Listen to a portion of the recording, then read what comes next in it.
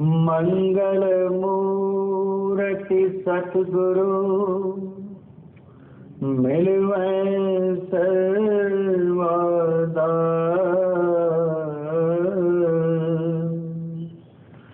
मंगलमय मंगल करण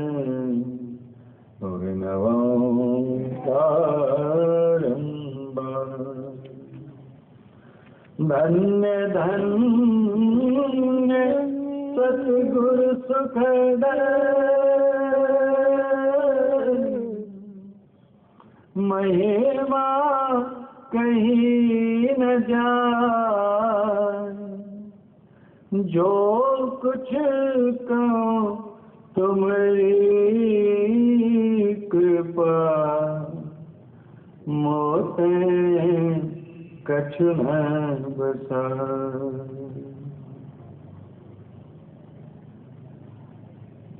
बोलिए प्रेम से श्री सद्गुरु महाराज की जय।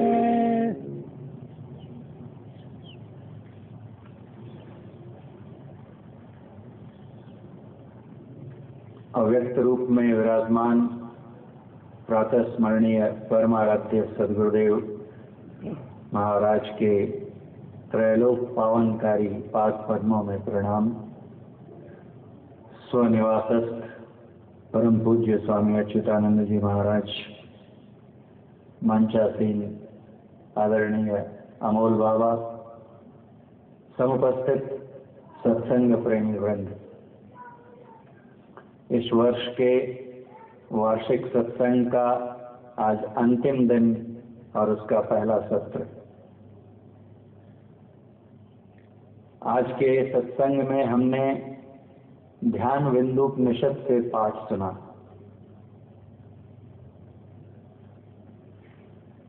उसका पहला श्लोक जो हमने पढ़ा वो कहता है कि यदि शैल समम पापम विस्तीर्णम बहुयोजनम भिद्यते ध्यान योगेन नान्यो भेदः कदाचन। इसका अर्थ ये हुआ कि यदि कई मीलों तक, कई किलोमीटर तक फैले पहाड़ के समान हमारी पाप राशि जमा हो गई हो, तो उसका भी भेदन, उसका भी नाश सिर्फ एक विधि से हो सकता है और उसका नाम है ध्यान योग। इसके अतिरिक्त वेद कहता है कि पूरी सृष्टि में और कोई दूसरा उपाय नहीं है। देखिए, इस संसार में जब से हम लोग जन्म लेते हैं, जाने अनजाने कई प्रकार के कर्म करते रहते हैं और हर एक कर्म का अपना फल होता है। अगर हम अच्छे कर्म करेंगे तो उसका अच्छा फल मिलेगा, अगर हम बुरे कर्म करेंगे तो उसका बुरा फल मिलेगा। किसी ने कहा है, कर भला होगा भला करके भलाई देख ले, कर बुरा होगा बुरा करके बुराई देख ले। बहुत बार कई लोग ये तर्क देते हैं और संतों के ग्रंथों से ही कोट कर देते हैं, उद्धृत कर देते हैं कि संत ही तो कहते हैं, गोस्वामी तुलसीदास जी महाराज ने कहा है कि होई है सोई जो राम रचि राखा, को करी तर्क बढ़ावई शाखा। अरे हमारे करने से क्या होता है? उसकी रजा के बिना तो एक पत्ता भी नहीं हिलता है। जो कुछ भी होता है उसकी मर्जी से होता है, तो इसमें हम क्या कर सकते हैं? अगर हमारे हाथों पाप भी हो जाता है तो ये तो उसकी मर्जी है, क्योंकि होता वही है जो वो चाहता है। ये बात सही है कि होता वही है जो वो चाहता है, लेकिन वो चाहता कैसा है? वही है सोई जो राम रचि राखा। जो जिस प्रकार राम ने इस जगत की रचना की है, ईश्वर ने इस जगत की रचना की है, वही और सिर्फ वही होगा। लेकिन भगवान ने इस संसार की रचना कैसे की है? इस सृष्टि के रचना का, सर्जना का सिद्धांत क्या है ईश्वर का? तो वही गोस्वामी तुलसीदास जी कहते हैं कि कर्म प्रधान विश्व करी राखा, जो जस करई तो तत् फल चाखा। ईश्वर ने संसार की रचना जरूर की है, इसके वो नियंता अवश्य हैं, लेकिन एक सिद्धांत है, मूलभूत सिद्धांत है जिस पर उन्होंने इस संसार को रचा है। और वो सिद्धांत क्या है कि हम जैसा कर्म प्रधान विश्व बनाएंगे, हम जैसे कर्म करेंगे वैसे ही फल हमें प्राप्त होंगे। अगर हम आम के पेड़ लगाएंगे, बीज लगाएंगे, तो हमें आम ही खाने को मिलेगा, और अगर हम बबूल के पेड़ लगाएंगे तो बबूल ही हमारे नसीब में आएगा। ये हम पर निर्भर करता है कि हम क्या करते हैं। ईश्वर कुछ नहीं करते। अध्यात्म रामायण एक पुस्तक है, स्वामी रामकृष्ण परमहंस जी महाराज को अत्यंत प्रिय थी वो पुस्तक, उनकी मेज पर हमेशा रहती थी वो पुस्तक। अध्यात्म रामायण में सीता माता कहती हैं, जो कि महाशक्ति या माया का प्रतिबिंब थी, वो कहती हैं कि भगवान राम कौन है। कहती हैं भगवान राम निश्चल तत्व हैं। निश्चल मतलब जो चले ही नहीं, न हिलते हैं न डुलते हैं, निष्कंप परम शांत तत्व हैं राम। वो कुछ नहीं करते, अच्छा भी नहीं करते, बुरा भी नहीं करते, ये संसार तो मैं चलाती हूँ उनकी प्रेरणा से, उनकी शक्ति से। और वो संसार कैसा है, तो यहाँ पर law of cause and effect काम करता है कि जैसा कॉज होगा, जैसा कारण होगा, वैसा ही कार्य भी होगा। इस बात को हमें भली भांति समझ लेना चाहिए। एक और बात है कि हम में से कई लोगों के मन में एक मिथ्या धारणा होती है कि चलो दो चार पाप किससे नहीं होते हैं, हमसे भी हो जाते हैं। सही भी है, क्योंकि संत महात्माओं को छोड़ दें तो हम सब बोलते हैं ना कि आदमी गलती का पुतला है। टू अर्थ इज ह्यूमन कहावत है। तो गलतियां तो हमसे होती हैं, चलो दो चार पाप हो भी गए तो हम 10-20 पुण्य कर लेंगे, और उसके बाद 20 पुण्य माइनस 5 पाप, हमारे हिस्से में बैलेंस क्या हो जाएगा, 15 पुण्य। लेकिन ऐसा होता नहीं है। कल ही आपने बाबा से अज जी की कहानी सुनी थी। क्या किया उन्होंने, कुछ किया भी नहीं। 2 ब्राह्मण उनके पास लड़ते हुए आए थे और वो बोल रहे थे कि हमारा फैसला कर दीजिए, और वो उस समय पता नहीं किस मूड में थे, राजमद में थे, क्या था। बोला झगड़ा आपका है, आप दोनों ब्राह्मण हो, आप लड़ते हो, आप सुलझाओ, अब मैं कुछ नहीं करने वाला इसमें, मैं कोई हस्तक्षेप नहीं करूंगा। उन्होंने प्रार्थना की, इन्होंने नहीं सुनी, वो अनशन पे बैठ गए। पहले दोनों झगड़ रहे थे, बाद में दोनों अनशन पे बैठ गए कि राजा हमारा न्याय नहीं कर रहे हैं, और मर गए। आमरण अनशन, दोनों मर गए। और जब अज पहुंचे अपने कर्मों का लेखा जोखा देने, तो वहां पर धर्मराज ने उनसे क्या कहा कि आपके हाथों एक पाप हुआ है, उसका फल भोगना पड़ेगा, और पुण्य तो आपने अपनी पूरी जिंदगी में इतने किए हैं कि उनका कोई हिसाब ही नहीं है, तो उनका अपार पुण्य है, सुख है। आप बताइए, पहले दुख भोगेंगे एक पाप का, या अपने बहुत सारे पुण्यों का सुख भोगेंगे? अगर बैलेंस होता रहता तो क्या कहते यमराज कि आपके हजारों लाखों पुण्य में से एक पाप तो कोई मायने ही नहीं रखता है, चलिए आप स्वर्ग में। लेकिन ऐसा नहीं कहा, 10,000 वर्षों तक तुम सर्पों की योनि में रहोगे। और वही सर्प चलते हुए कल जो बाबा कह रहे थे, अष्टावक्र मुनि की सभा में पहुंचे थे।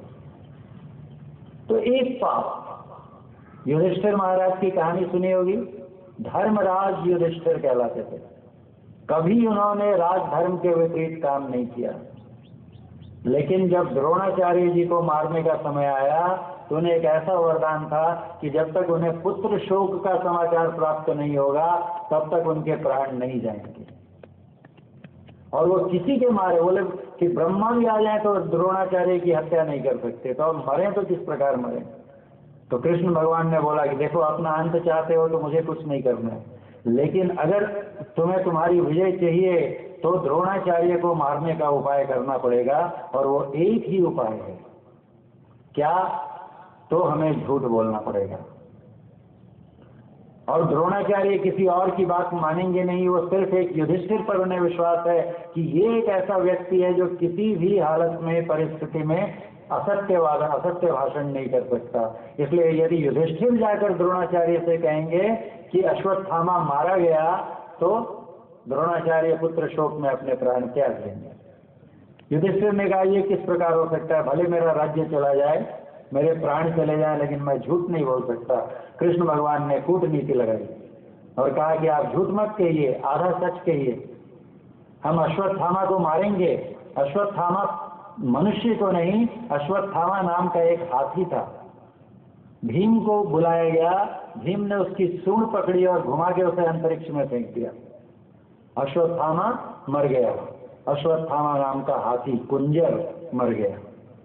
अब कहा कि अब जाकर मात्र आप इतना कहिए उनसे, आप झूठ भी नहीं कहना है आपको, आप उनसे जाकर कहिए कि अश्वत्थामा मारा गया, मनुष्य या हाथी, मनुष्य या हाथी, दोनों में से एक तो मरा, ये तो सच था।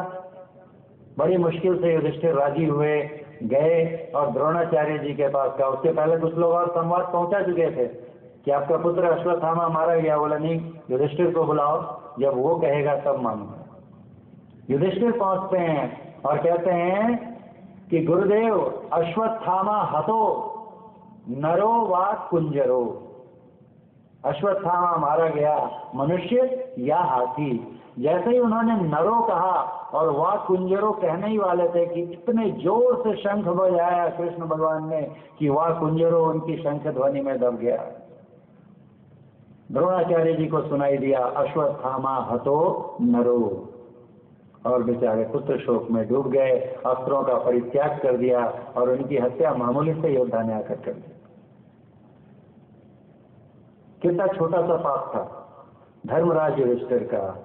और कहते हैं कि जब वो जाने लगे, सशरीर स्वर्ग जाने लगे, तो उनकी एक उंगली गल गई। उसके पहले धर्मराज युधिष्ठिर के बारे में कहा जाता था कि वो इतने पुण्यवान थे कि उनके रथ जमीन पर नहीं चलता, उनका रथ जमीन पर नहीं चलता था, जमीन से एक बित्ता ऊपर उनके रथ के पहिए चला करते थे। और जैसे ही उन्होंने ये वाक्य कहा कि रथ जमीन पर आ गया, इमीडिएट सद्य प्रभाव, और फिर उन्हें नरक का मुंह देखना पड़ा उस आधे झूठ के लिए, पूरा झूठ भी नहीं कहा। तो इसलिए ये चीज हमें याद रखनी चाहिए कि हमारे पाप और पुण्य they don't cancel each other out, उनका आपस में प्लस माइनस नहीं होता है। यदि हमने 5 पाप किए तो उन 5 पापों के फल हमें अलग से भोगने पड़ेंगे, और यदि 1000 पुण्य किए तो 1000 पुण्यों के फल हमें अलग भोगने पड़ेंगे। इस बात का हमें हमेशा स्मरण रखना चाहिए। और इसलिए जहां तक संभव हो, जब तक हम उस अवस्था को प्राप्त न हो जाएं कि हमसे कर्म संपादित ही न हो, तब तक अगर कर्म करना भी हो तो अच्छे कर्म करना चाहिए। दूसरों की सहायता करें, दया की भावना रखें, करुणा की भावना रखें, झूठ ना बोलें, अच्छे कर्म करें। बुरे कर्म किसी भी कीमत पे नहीं करने चाहिए। अब दूसरा एक और मुद्दा आता है, वो भी विचार करने योग्य है कि क्या हम बिना कर्म किए रह सकते हैं। हमारे शास्त्रों में बताया कि कर्म 3 प्रकार के होते हैं। एक कहते हैं क्रियमाण कर्म, एक कहते हैं संचित कर्म, और एक होता है प्रारब्ध। क्रियमाण कर्म किसे कहते हैं कि हम अभी जो कर्म कर रहे हैं, जैसे ही हमने कर्म किया, कौन सा क्रियमाण कर्म कौन? तो देखिए, जब हम लोग अपने जीवन में आते हैं तो 2 तरह के कर्म करते हैं। एक प्रारब्ध के वशीभूत होकर कर्म करते हैं, और एक अपनी स्वेच्छा से, अपनी स्वतंत्रता से कर्म करते हैं। और कल ही हमने शाम में सुना था कि सिर्फ मनुष्य योनि ऐसी है जहां हम अपनी स्वतंत्रता से कर्म कर सकते हैं। बहुत सीमित स्वतंत्रता है हमारी, फुल लिबर्टी नहीं है। लेकिन कैसा है कि जैसे एक ये खूंटा है और इसमें 100 मीटर की एक रस्सी से एक गाय को बांध दिया जाए और उसे खाने के लिए तरह तरह की चीजें रख दी जाए। अब वो क्या खाती है उसमें? ये उसकी स्वतंत्रता है। ये 100 मीटर के रास्ते को वो पार नहीं कर सकती। कुछ ऐसा ही हमारे ऊपर भी लागू होता है, क्योंकि रहीम साहब का एक गवाह है, मुझे याद नहीं है, उसमें वो कहते हैं कि कर्म इतना बलवान होता है कि राम भगवान सोने के मृग के पीछे क्यों भागते और सीता माता का अपहरण क्यों होना होता अगर प्रारब्ध बलवान नहीं होता। तो सीमित स्वतंत्रता है हमें, उस सीमित स्वतंत्रता में हम अपने मन को कहाँ लगाते हैं। कबीर साहब कहते हैं, कबीर मन तो एक है, भावै कहाँ लगाए, भावै गुरु की भक्ति कर, भावै विषय कमाए। ये मन दिया हमें जिससे हम प्रेरित होकर कार्य करते हैं, कैसे कर्म करते हैं ये हमारी स्वतंत्रता है। तो प्रारब्ध के वशीभूत हुए बिना जो हम लोग कर्म करते हैं उसे कहते हैं क्रियमाण कर्म। और जैसे ही हमने कर्म कर दिया वैसे ही वो जमा हो जाता है हमारे बैंक बैलेंस में, और वो कहलाता है संचित कर्म। यानी हमने अपने पिछले जन्मों में न जाने कितने जन्म हमारे हो चुके हैं, उसमें जो जो भी कर्म किए होंगे वो सब क्या कहलाते हैं, उन्हें कहते हैं संचित कर्म, जमा पूंजी, कर्मों की जमा पूंजी। और वो हमारे इतने जन्म हो चुके हैं कि हमारे कर्मों की पूंजी इतनी बड़ी हो चुकी है कि उसे एक जन्म में भोग पाना संभव नहीं है। इसलिए हमारी उस कर्मों की जमा राशि में से थोड़ा सा निकाल कर भगवान हमें एक जन्म के लिए दे देता है कि जाओ इस जन्म में तुम्हारे जितने जमा कर्म थे उसमें से इतना दिया, इसे तुम्हें इस जन्म में भोगना है। तो इस जन्म में जो भोगने के लिए जिन कर्मों के साथ हमें भेजा जाता है उसे कहते हैं प्रारब्ध। हमारी संचित कर्मों में से थोड़ा सा हिस्सा जो इस जन्म के लिए हमें दे दिया जाता है वो प्रारब्ध कहलाते हैं, और उस प्रारब्ध के चलते ही हमें जीवन में सुख और दुख प्राप्त होते हैं।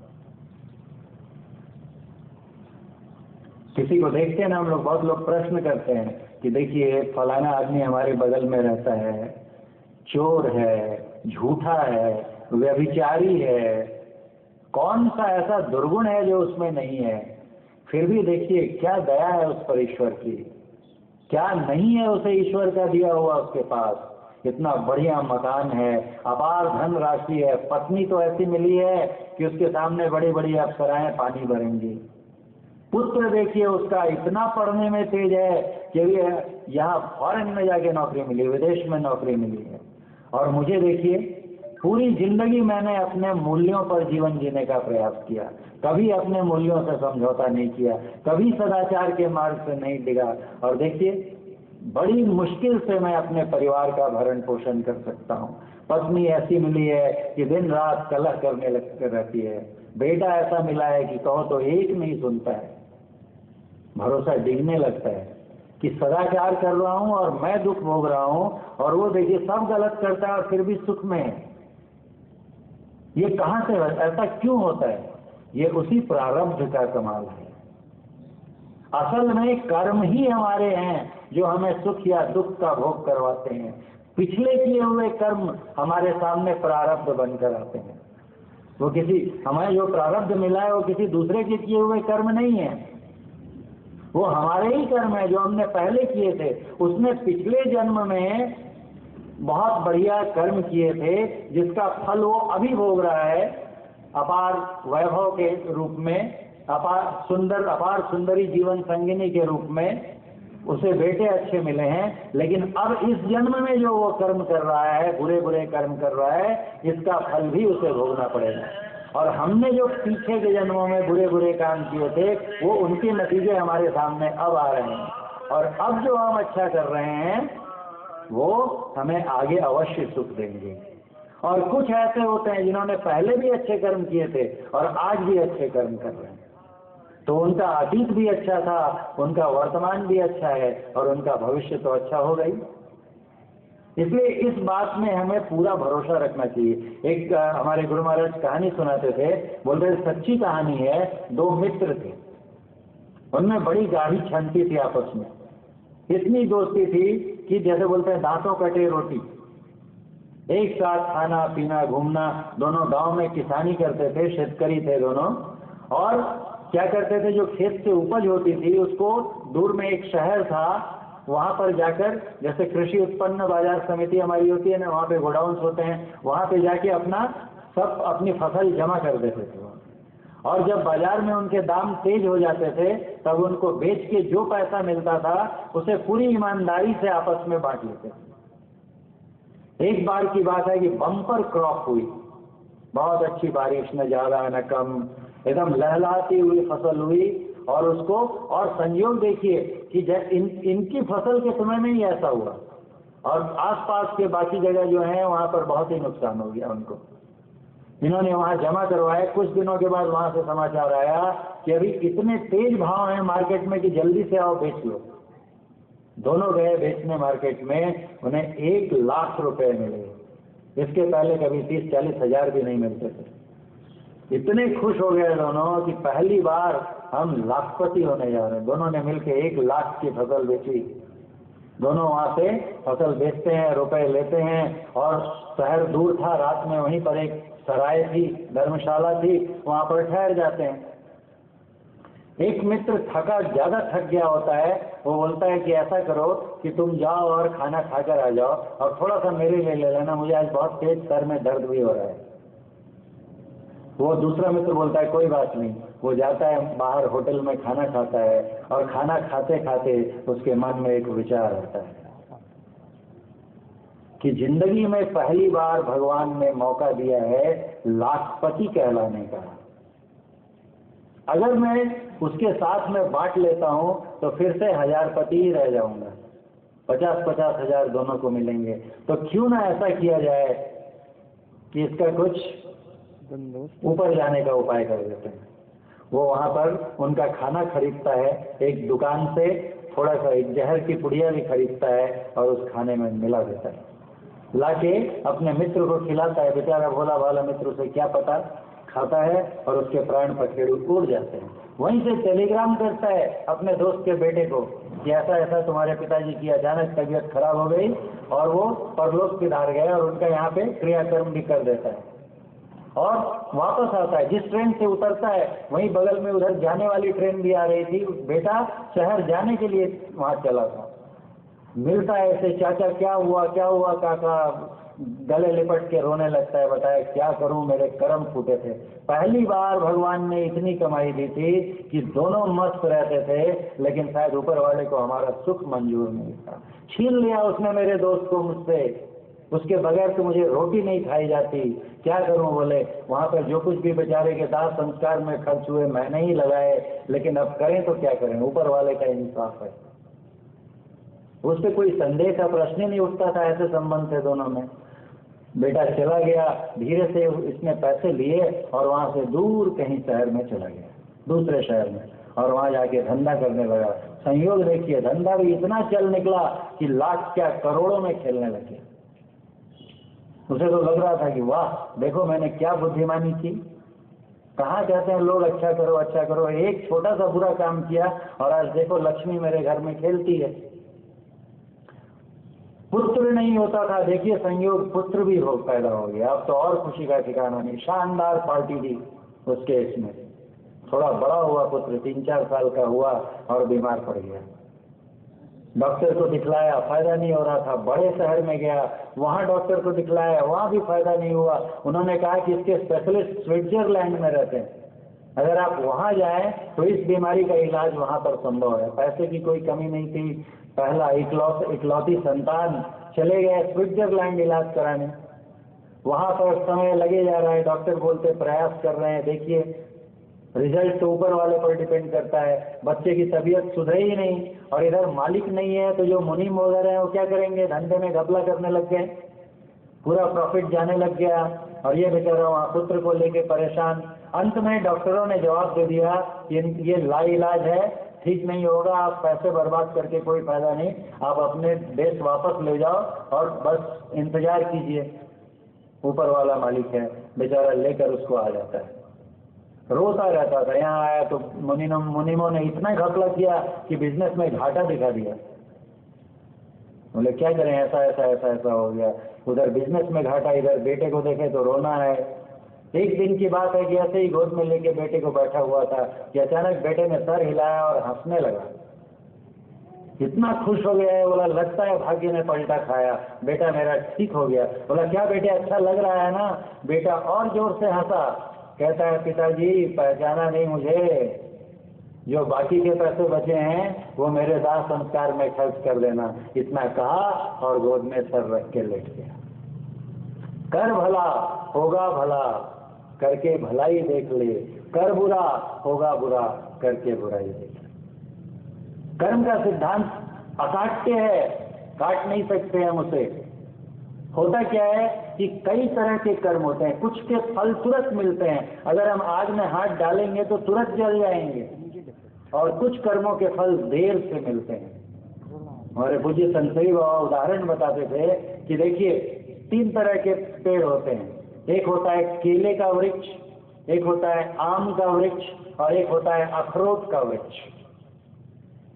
तीनों के बीज आप एक साथ डालिए, अगल बगल में एक समान भूमि है, उसकी उर्वरकता एक समान है, बराबर बराबर पानी डालिए। केले के वृक्ष में 6 महीने से 1 साल में फल आने लगते हैं, आम का वृक्ष 5 से 6 साल में फल देता है, और केले का वृक्ष 50 से 60 साल के बाद फल देता है। साथ में लगाया था अखरोट का वृक्ष, अखरोट का वृक्ष 50 से 60 साल में फल देता है। एक साथ हमने लगाए थे, तीनों के बीच बढ़ भी रहे थे, लेकिन फल अलग अलग समय से मिलते हैं। यही चीज कर्मों के साथ भी लागू होती है, कुछ तुरंत मिलते हैं, कुछ 1-2 जन्म के बाद मिलते हैं, कुछ कई जन्मों के बाद मिलते हैं। भीष्म पितामह जब शरशैया पर लेटे हुए थे, बाणों की सैया पर, तीरों की सैया पर, और उनसे मिलने आए भगवान श्री कृष्ण, तो पूछते हैं कि माधव मैंने अपने पिछले 100 जन्मों तक जाकर देखा, कहीं मुझे अपने किए हुए कर्मों में से एक भी ऐसा कर्म नजर नहीं आया जिसकी सजा इतनी बड़ी हो कि मेरे शरीर का सारा हिस्सा तीरों से बिंधा हुआ है। ये कौन सा कर्म फल मुझ पर लागू हो रहा है? कृष्ण भगवान हंसे और कहा कि 100 जन्म तक तो गए आप पितामह, एक जन्म और पीछे जाना भूल गए। 101वें जन्म में आप जब बालक थे तो पकड़ पकड़ के तितलियों को कांटे नोच के बबूल के और उनको चुभाते थे, पकड़ पकड़ के बड़ा आनंद आता था आपको। उड़ रही है तितली, उसको पकड़ा और कांटे चुभा रहे हैं, पकड़ा और ऐसे मारते थे फूलों को। वही 101वें जन्म के कांटे हैं जो अब तीर बनकर आपके शरीर में चुभ रहे हैं। अखरोट का वृक्ष, कर्म करें और उसका फल नहीं मिले, ये हो ही नहीं सकता। और अभी इस जन्म में हम जो भी कर्म कर रहे हैं, पहले तो देखिए एक बात क्या सीखी हमने कि हमारे पूरे पुराने जन्मों के कर्म इतने अधिक हैं कि उनको एक जन्म में भोग नहीं सकते।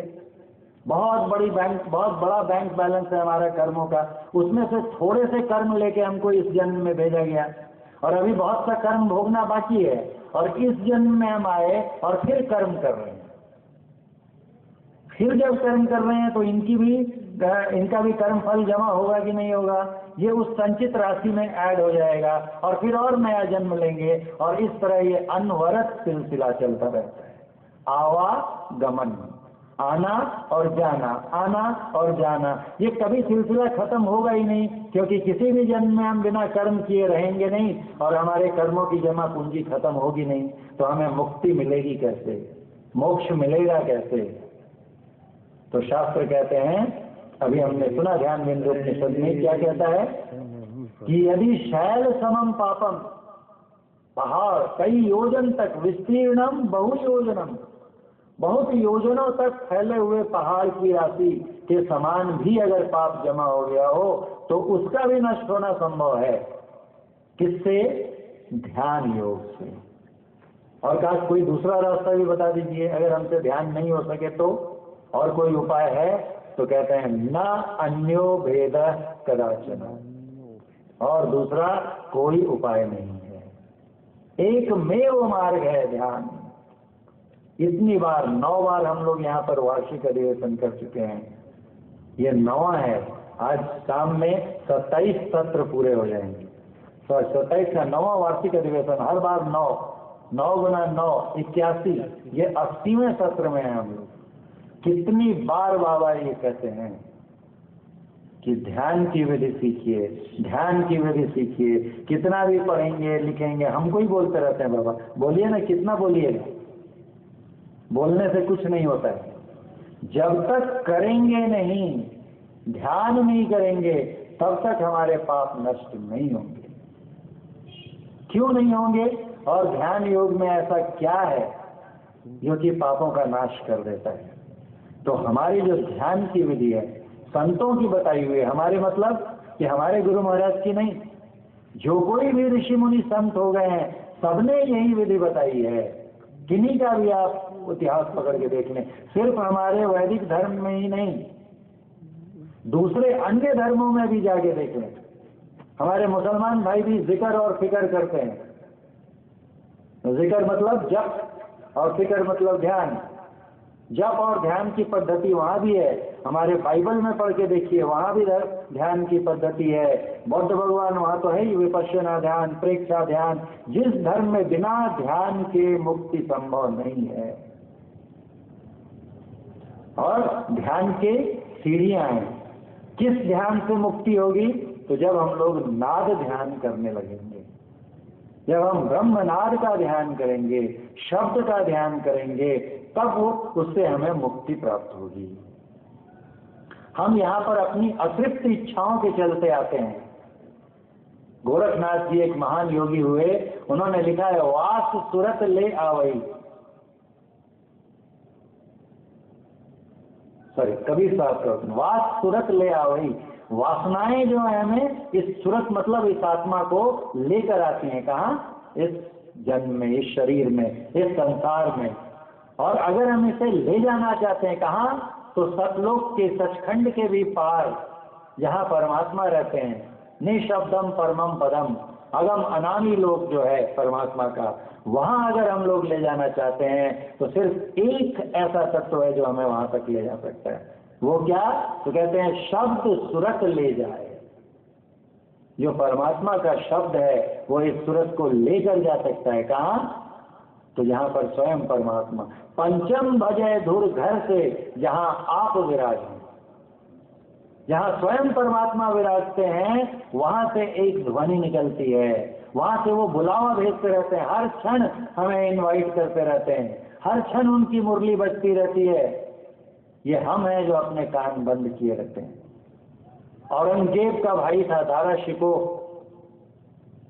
दारा शिकोह बहुत धार्मिक व्यक्ति थे। वो पहले व्यक्ति थे जिन्होंने गीता का, उपनिषदों का फारसी में अनुवाद कराया। और आज अगर पश्चिम देशों में, वेस्टर्न कंट्रीज में हमारे वेद और उपनिषद और हमारी गीता पहुंची है तो उसका मूल श्रेय दारा शिकोह को। उन्होंने उसमें देखा, उसमें ज्ञान का तत्व देखा और उसको पर्शियन में, फारसी भाषा में अनुवाद कराया।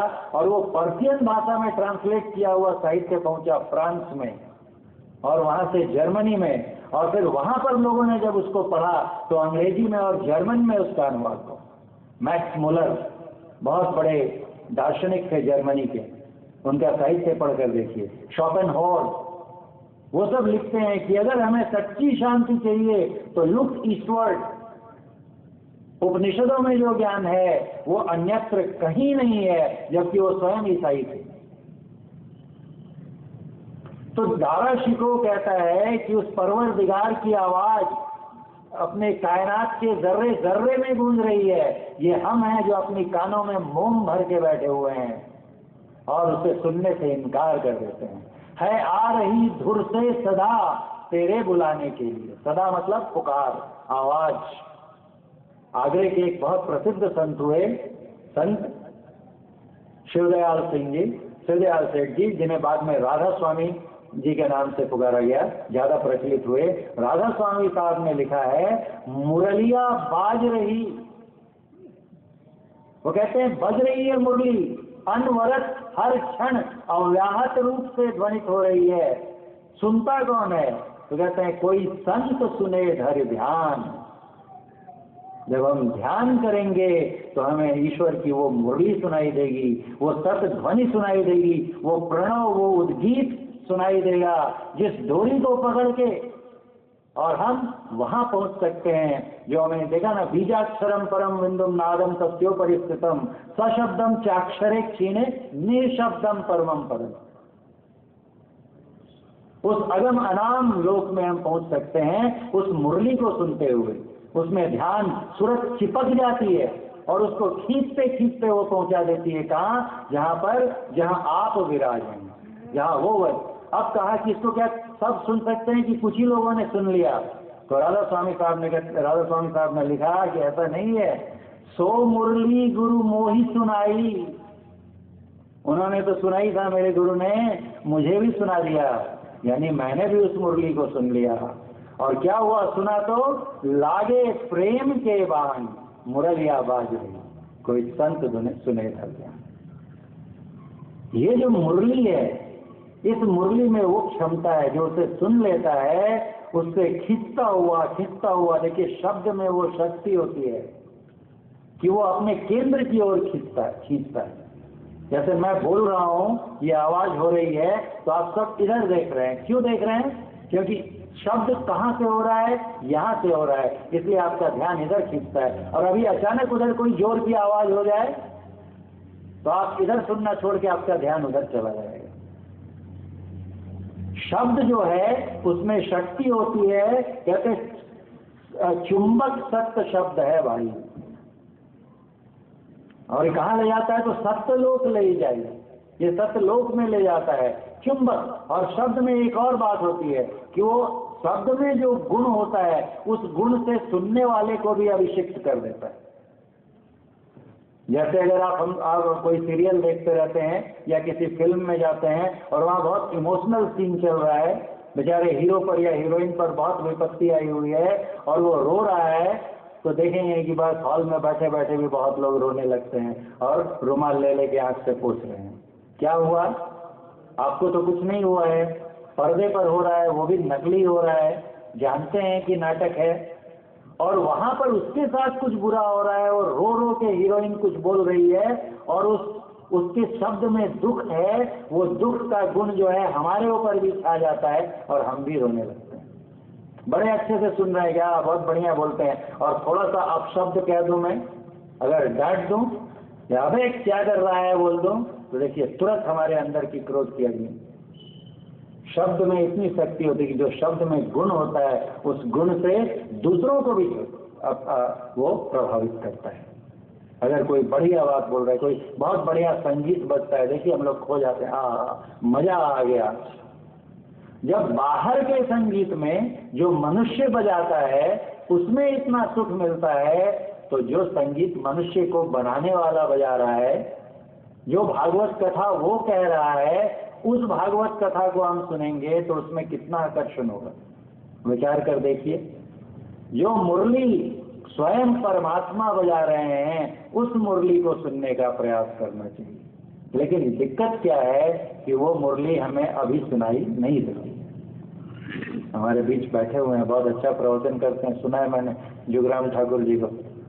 तो वो मुरली सुनने के योग्य हम पहले उसके लिए योग्यता बनानी पड़ती है। जैसे अगर आपको डायरेक्ट कोई फिजिक्स का रिसर्च का थीसिस दे दिया जाए पढ़ने को छोटे बच्चे को, तो इधर उधर पलटेगा, उसे कुछ समझ में आएगा क्या? बोलेगा लगता है पापा ने खेलने के लिए दिया है और फाड़ फूड़ के हो सकता है फेंक भी देगा। पीएचडी करने के लिए पहले उसमें एमएससी करना पड़ता है, और एमएससी करने के लिए उसके पहले बीएससी करनी पड़ती है, बीएससी करने के पहले मैट्रिकुलेशन करना पड़ता है, पहले नीचे से पढ़ाई करना। जब पहले बच्चे को पढ़ाना शुरू करते हैं, तब हम सबका अनुभव रहा है कितनी दिक्कत होती है बच्चे को एक एक अक्षर सिखाने में। ए लिख, तो बच्चा कितना समय लगाता है ए लिखने में, और उसको बोलते हैं छोटा लिखो, तो इतना बड़ा ए लिखता है कि एक स्लेट में खाली ए ही लिख देता है, क्योंकि उसकी क्षमता नहीं है। शुरू में मोटे मोटे अक्षर लिखता है, मोटे मोटे बड़े बड़े अक्षर। उसको आप एक लाइन में ऊपर में ए बी सी डी लिख कर देंगे और बोलेंगे लिखो बेटा, पहले तो लिख नहीं पाता है, और जब लिखता है तो पूरे स्लेट में खाली ए ही लिख देता है। फिर कहते हैं बहुत अच्छा, बहुत बढ़िया बेटा, मिटाते हैं, अब ये वाला लिख। फिर वो बी लिखता है उतना ही बड़ा, और धीरे धीरे वही बच्चा लिखते लिखते छोटे छोटे ABCD लिखने लगता है, और फिर उनको जोड़कर पढ़ना भी सीखने लगता है। फिर कहता है BAT बैट, CAT कैट, क से कमल, ख से खरबूज, और पढ़ते पढ़ते वाक्य पढ़ने लगता है। पहले अक्षर सीखे, फिर शब्द पढ़ना सीखा, फिर वाक्य पढ़ने लगा, और देखते देखते विद्वान PhD डिलीट हो गया। तो वैसे ही शब्द की साधना जो है उच्चतम कोटि की साधना है। वहां तक पहुंचने के लिए पहले हमें नीचे से शुरू करना पड़ेगा। कहां से शुरू करेंगे? तो जहां हमारी क्षमता है वहीं से शुरू कर सकते हैं। अभी हमारी जो क्षमता है वो सबसे आसान जहां से हम शुरू कर सकते हैं। एक्चुअली दरअसल ये सब मन को लगाने का खेल है। शुरू के स्टेजेस में पूजा जो है मन से होती है, बाद में मन भी गिर जाता है, सिर्फ आत्मा बचती है। लेकिन पहले बिना मन के, मन ही नहीं लगेगा तो पूजा करेंगे ही नहीं। तो पहले मन को लगाना होता है। अभी हमारा मन कहाँ है? विचार कर देखिए। अभी हमारा मन दुनिया की सब चीजों में लगा हुआ है। पति में भी लगा हुआ है, बच्चों में भी लगा हुआ है, दोस्तों में भी लगा हुआ है, टीवी में लगा हुआ है। जहाँ सब नकली होता है वहाँ मैं भी बैठ जाता हूँ कभी कभी। अभी आतंकवादी हमला हो रहा है, दिया और बाकी थोड़ा देखते हैं कैसे सुलझाएगी उसको संध्या, है ना। कितने चीजों में मन उलझा रहता है। संत कहते हैं कि पहले इन बहुत चीजों से कुछ कम चीजों पर तो लाओ उसको खींच के। कैसे लाएंगे कुछ कम चीजों पर? तो कहा कि एक मंत्र दिया, गुरु मंत्र उसे कहते हैं।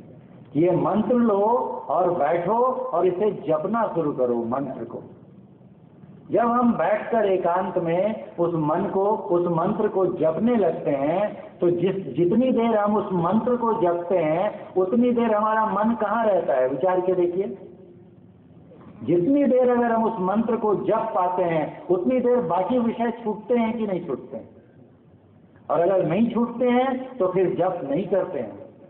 कबीर साहब कहते हैं माला तो कर में फिरे और जीव फिरे मुख माई।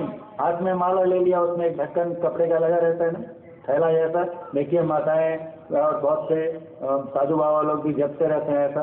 108 उसमें 20 रहते हैं, मोती रहते हैं और एक एक को गिनते जाते हैं। और बाद में एक बड़ा रहता है जिसे सुमेरु कहते हैं, उसको लांघते नहीं है, फिर वहां से वापस आते हैं।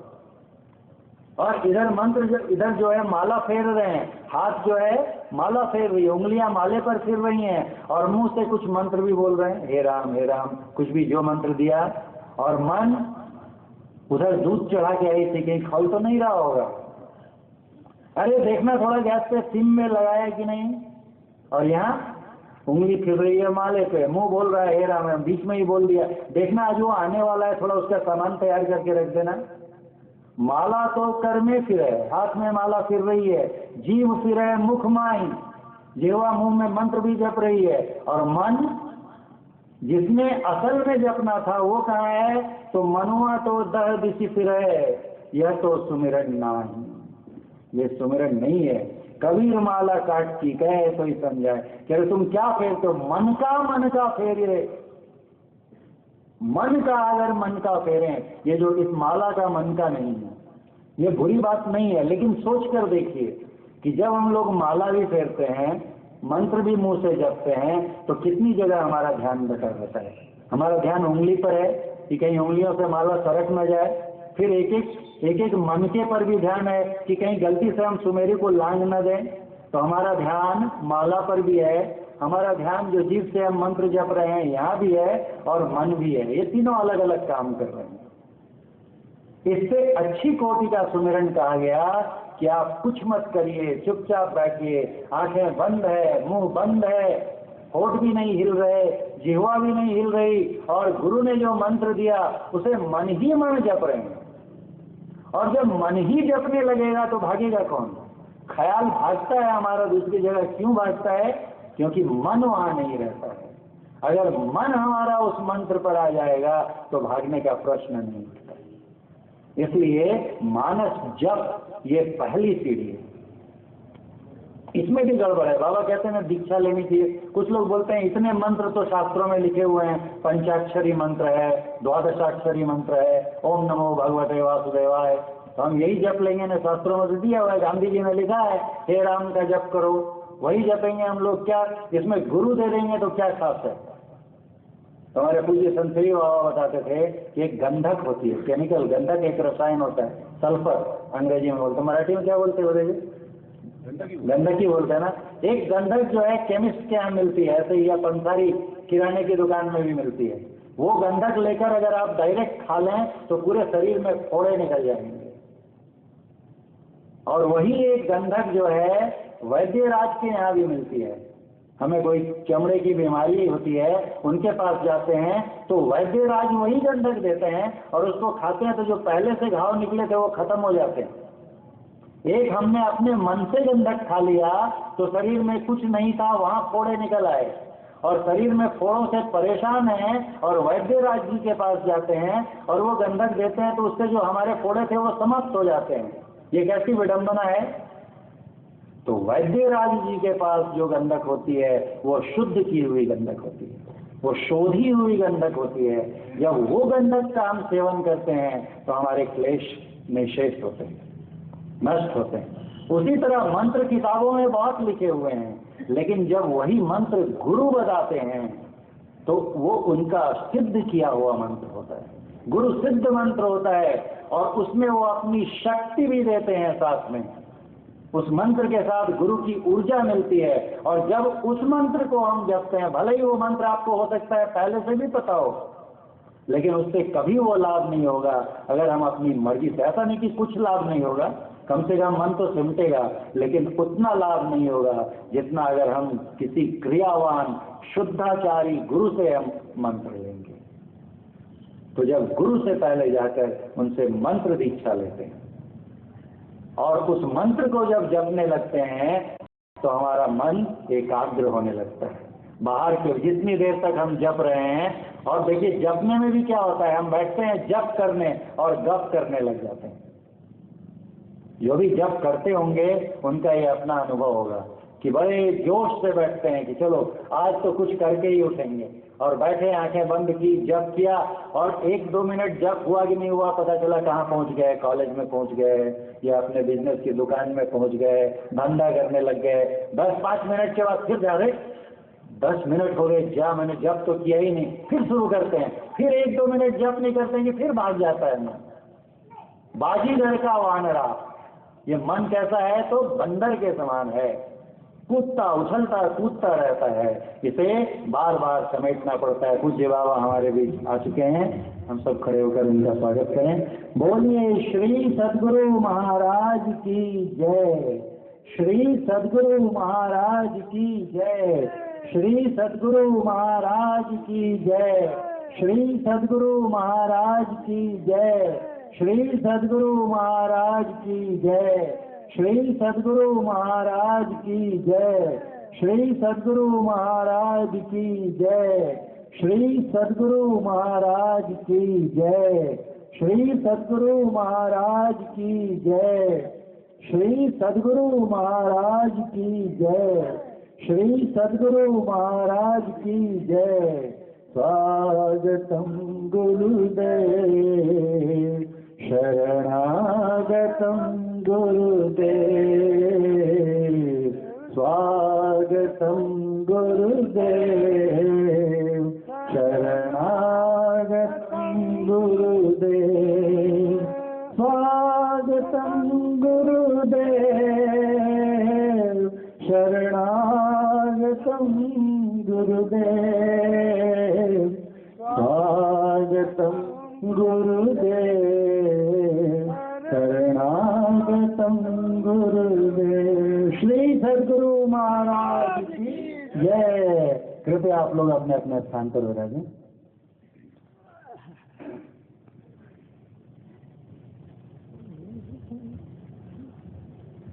समय बहुत हो चुका है तो हम लोग और इस विषय को और आगे संभव हुआ तो आगे के सत्र में बढ़ाएंगे कि मानस जप के बाद कौन सी सीढ़ी है और कैसे आहिस्ता आहिस्ता हम नाद ध्यान तक पहुंच सकते हैं। हमारे बीच हमारे सिविल अभियंता श्री AK सिंह साहब मौजूद हैं।